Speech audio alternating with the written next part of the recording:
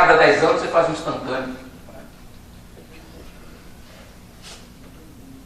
E o quadro que o Celso indica, ele está dependente de categorias que são escolhidas para se refletir, para se trabalhar, e as categorias mudam. Por exemplo, a categoria evangélico não determinado, que aparece no censo salesiano, que muita gente fala que isso atrapalhou a quantificação da Igreja Universal do Reino de Deus, por exemplo, ou então atrapalhou a quantificação dos evangélicos de missão, né?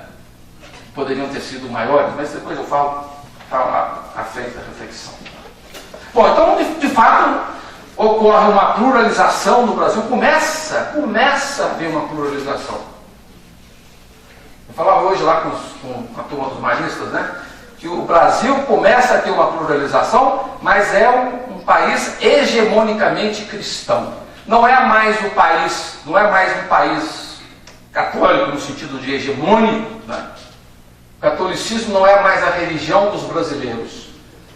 O catolicismo é a religião da maioria dos brasileiros. Começa, inclusive, o que era minoria religiosa não é mais. Os evangélicos não são mais minoria religiosa. As marchas para Jesus estão nas praças, né? A presença dos evangélicos na Câmara e outros espaços públicos é forte, né? Então os espíritas não se entendem mais como minoria, né? Então há toda uma mudança, mas ainda é um país hegemonicamente cristão. Aliás, o Perucci tinha lançado um texto no passado, nos anos, e falava assim: cadê a diversidade religiosa do Brasil? Se essa diversidade está apertada numa porcentagem pequena de 5%. Se a maioria do contingente é cristão. Você faz certas frases como Jesus é o Salvador universal, a Igreja é sacramento universal da salvação. São frases que no Brasil passam batidas, não é verdade? Mas em países onde o cristianismo não é hegemônico, são frases mais complexas de serem afirmadas de forma mais lapidar, né? Quando você tem 86%, né, de cristãos, certas conversas em torno da identidade, elas são mais digeridas sem problemas, sem dificuldades. Vamos ao catolicismo. O catolicismo romano é preponderante no Brasil, mas perde a cada década a sua centralidade. É agora a religião da maioria dos brasileiros, mas não mais a religião dos brasileiros. O Pierre Sanchis já tinha feito um texto interessante, Os Católicos e o Repto Pentecostal, que ele falava: cada vez mais o catolicismo perde seu caráter de definição hegemônica de religião no Brasil. E pela primeira vez, em todos os censos, a queda percentual dos católicos declarantes refletiu-se em números absolutos, com ritmo de crescimento menor de católicos com relação ao crescimento da população brasileira. Ou seja, essa nova situação do catolicismo é um dos efeitos da pluralização. Não deixa de ser. Fragiliza-se o peso da tradição e vem reforçada a busca de uma alternativa individual no processo da afirmação identitária e religiosa. Mas o que é o catolicismo no Brasil?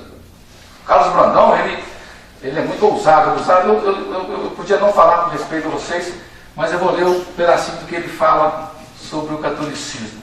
O Carlos Brandão, ele fala: o catolicismo é uma religião do padre e da puta, do policial e do bandido, do fiel paroquiano, da renovação carismática católica e de pessoas que, como eu, na porta da igreja se perguntam: entro ou não entro? Comungo ou não comungo? Sou católico ainda ou não mais? É a segunda vez, o segundo texto do Brandão que ele manda para mim, no ano passado, no caderno do Instituto Humanitas, ele já tinha mandado com essa mesma frase. Foi mostrando como que as malhas do catolicismo são malhas largas. É muito difícil falar o que é ser católico, porque a malha é muito larga. Num texto que eu escrevi há um tempo atrás, eu falava: você tem o catolicismo santorial, a expressão do Cândido Procópio Camargo, né? Muita reza e pouca missa, muito santo e pouco padre. É o forte. Daí que é o catolicismo nordeste, que ainda é hegemônico, grande presença. Mas é o catolicismo devocional. Catolicismo devocional, forte. de relação contratual com o santo, o santo que você põe dentro de casa, conversa, pune, né? Você tem uma relação de presença muito viva. Você tem o catolicismo institucional que está em crise. Você tem o catolicismo dos reconvertidos. Por exemplo, a renovação carismática católica, o que é? É um catolicismo reconvertido ao catolicismo. Que é um catolicismo mais quente, mais dançante, mais... Né? E você tem o catolicismo das comunidades de base, que também é um catolicismo de reconvertido. E você tem agora o catolicismo midiático, você acende vela pela internet, faz promessa pelo computador. Então é um campo, uma malha larga. O Pierre Sanchis definiu umas vezes, de forma muito curiosa, ele fala que o catolicismo é uma religião que tem dentro dela muitas religiões. Fortíssimo isso. Então, aí você pode perguntar, onde é que está a diversidade religiosa do Brasil? Você pode responder, está também dentro do catolicismo. Né? Está dentro do catolicismo. Então o catolicismo é a força. Aí são 64,6% de degradação de crença católicos. Né? Essa retração do catolicismo não se traduz na retração do cristianismo, tá? Por causa do crescimento evangélico, que não é por causa dos evangelhos de missão, é por causa dos pentecostais, que tem uma responsabilidade grande no crescimento evangélico hoje no Brasil. São 86,8% de cristãos no Brasil, é muita gente. Embora o Pierucci, no texto dele, ele botou uma frase que eu achei muito interessante, ele falou assim, como mostrou Pierucci, apesar desse declínio moderado do catolicismo a cada década, a presença católica é ainda grande. Aí ele falou assim, é católico que não acaba mais no Brasil. Quer dizer, é uma presença. Mas a presença mais forte agora é de cristãos que chegam quase quase 87% de cristãos declarados no Brasil. O cristianismo é forte no nosso território. Né? Segundo lugar, os evangélicos no Brasil, o crescimento dos evangélicos. Ocorre um significativo incremento da presença evangélica nas últimas décadas, um salto de 6,6% em 80 para 22,2% em 2010. São 22,2% de evangélicos. Sendo que desses 22,2%, 13,3% são pentecostais. Então, os católicos de missão estão estacionados nos 4%. Não sai daí. Houve até um pequeno decréscimo. Luteranos em crise.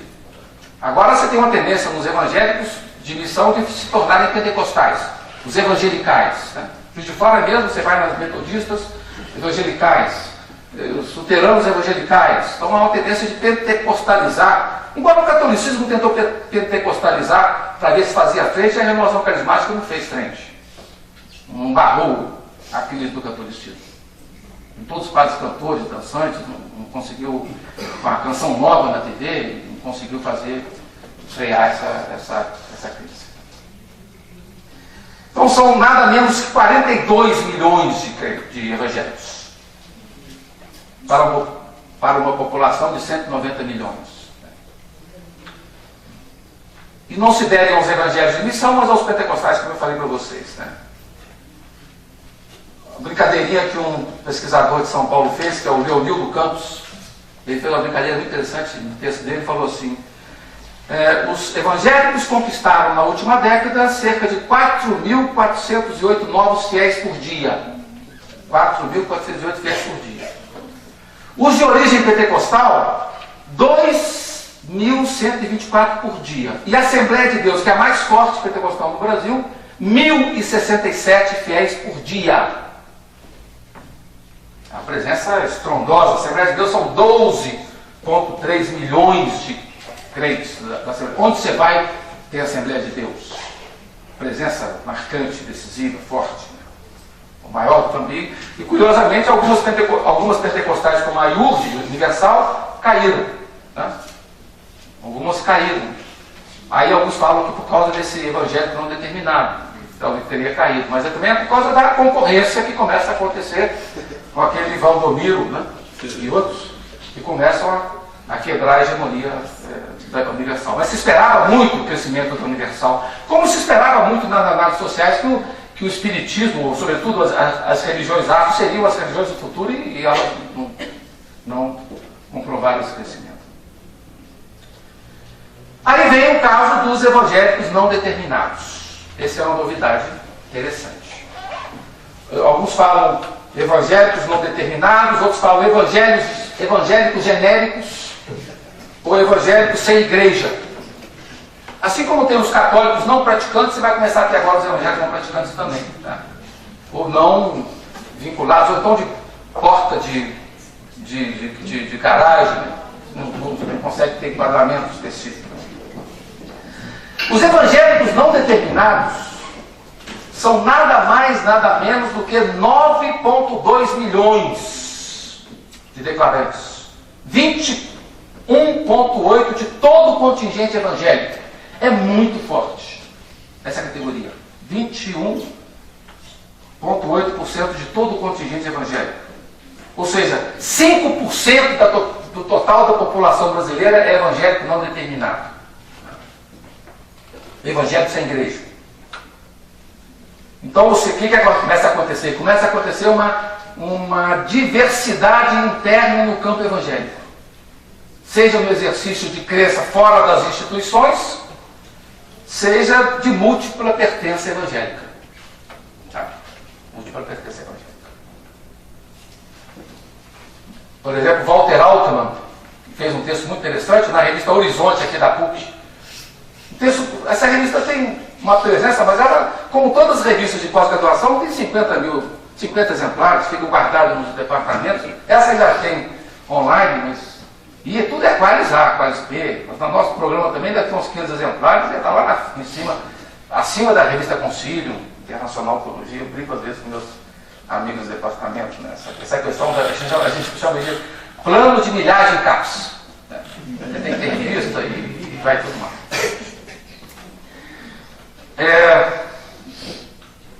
O Walter Altman fala o seguinte: esse grande contingente de evangélicos não determinados já alteraria substancialmente os números referentes às igrejas de origem pentecostal, mas extraordinariamente os referentes à igreja de missão. Os luteranos têm uma dificuldade de consenso de ver que há só crise dos luteranos, queda, né? Então o Walter Altman é um representante importante da igreja luterana, então ele levantou essa questão com relação a essa categoria que poderia estar prejudicando a codificação dos evangélicos de missão. Né? Sem religião. Vamos ao terceiro grupo, né? Católicos, evangélicos, agora sem religião, terceiro grupo. Como se explica o crescimento do sem religião? Se esperava que crescessem mais, tá? As estatísticas, as previsões eram que fosse mais que 8%. Houve um crescimento, mas não foi o que era esperado, esperava-se mais. O Perucci, num texto que ele escreveu, ele tentou explicar um pouco por que cresce o sem religião. Ele fala o seguinte: nós vivemos numa sociedade pós-tradicional. Na sociedade pós-tradicional, nada está garantido mais. Nenhuma pertença está garantida. Então ele coloca: os indivíduos nas sociedades pós-tradicionais tendem a se desencaixar dos seus antigos laços, por mais confortáveis que possam parecer.